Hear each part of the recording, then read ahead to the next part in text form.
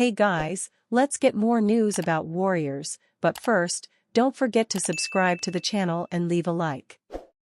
Anonymous scout reveals why no one wants to meet the Warriors in the playoffs.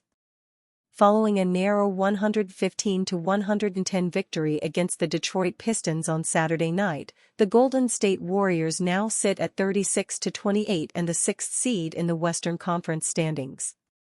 They are currently only 3 wins behind the Houston Rockets for the 5th seed, and, having won 9 of their last 10 games, Golden State continues to improve upon the middling success they had for much of the season. While there is still traffic below them in the standings, with the Minnesota Timberwolves riding a 4-game winning streak and sitting only half a game back, the Warriors look to be in solid position to jockey for a bona fide playoff berth as they enter the final stretch of the season. Assuming they finish as the 5th or 6th seed in the West, the Warriors could be headed for a second-round meeting with the Oklahoma City Thunder, Los Angeles Lakers or Denver Nuggets in the second round were they to advance. With their recently renewed vigor and ongoing hot stretch, one anonymous NBA scout has remarked about how these teams might be dreading a potential encounter with Golden State in the playoffs. As reported by ESPN's Brian Windhorst and Tim Bontemps of ESPN, an anonymous NBA scout believes that the Warriors might be an especially dangerous team come playoff time. No one will want to play them in the playoffs. Jimmy with fresh legs and motivation, honeymoon phase Jimmy is a motherfucker, the scout said. A large part of the remarkable turnaround of Golden State's season can be attributed to the trade deadline acquisition of Butler, who is averaging 17.8 points, 5.3 rebounds, and 5.3 assists since joining the team. His ability to drive to the rim and draw contact has helped open up the Warriors' offense, with shooting dynamo Stephen Curry and youngster Brandon Podziemski having both seen major upticks in their production since Butler's arrival. When healthy and motivated, Butler also brings an element of intensity during the playoffs that, when paired with the defensive acumen of Draymond Green and the clutch genes of Curry, could make Golden State a serious threat. Across his career, Butler averages 21.3 points through 119 playoff games, having led the Miami Heat to unlikely runs to the NBA Finals twice during his 5-year tenure in South Beach. Curry, meanwhile, averages 27 points across 147 career playoff games.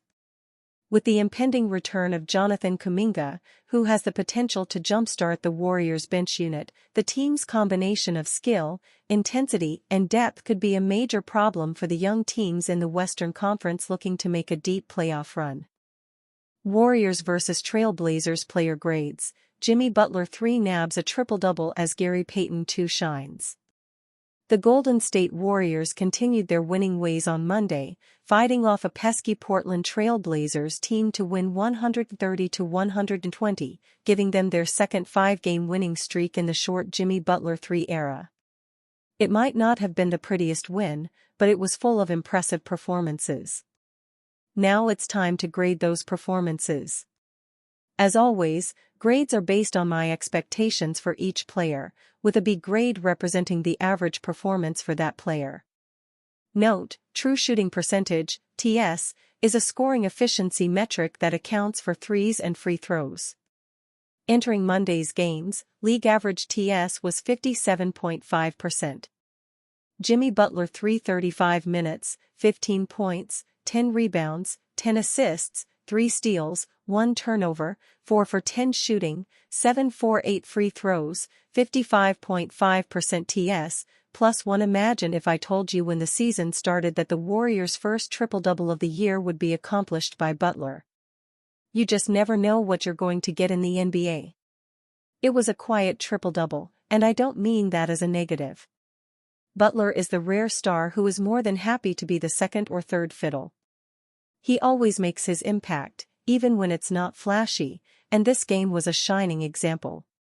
Grade, a post-game bonus, led the team in rebounds and assists. Draymond Green 28 minutes, 4 points, 4 rebounds, 7 assists, 4 steals, 3 turnovers, 1 foul, 1 for 3 shooting, 1 for 2 threes, 1 for 2 free throws, 51.5% TS, +4 not the cleanest game for Dre. He had a few rough turnovers, and didn't score until the second half. And while he had a fine game defensively, it always reflects on him a little bit when the team gives up 120 points. Still and all, his quarterbacking was important in this game, and he did a whole bunch of little things that helped the team get the win. Post was an absolute star in the first quarter. He had a few big threes early after the Warriors fell behind 7-0, and was controlling the paint with blocked shots and rebounds. He still hasn't quite figured out how to score inside the arc, though he certainly has all the skills to suggest that it's only a matter of time. His shooting is a game-changer for the Warriors, and it's clear they're enamored with his toughness and competitive drive. As am I, for that matter. My goodness, what a performance from Moody. Sure, some more rebounds or some assists would be nice. But 30 minutes in a fast-paced game without a turnover or a foul, while pouring in 20 points on extreme efficiency? I think it's safe to say that Moody has fully arrived. Warriors urged to trade 4 perfect dirty work player this offseason. The Golden State Warriors, since trading for Jimmy Butler, have surged up the standings and look the part of title contender.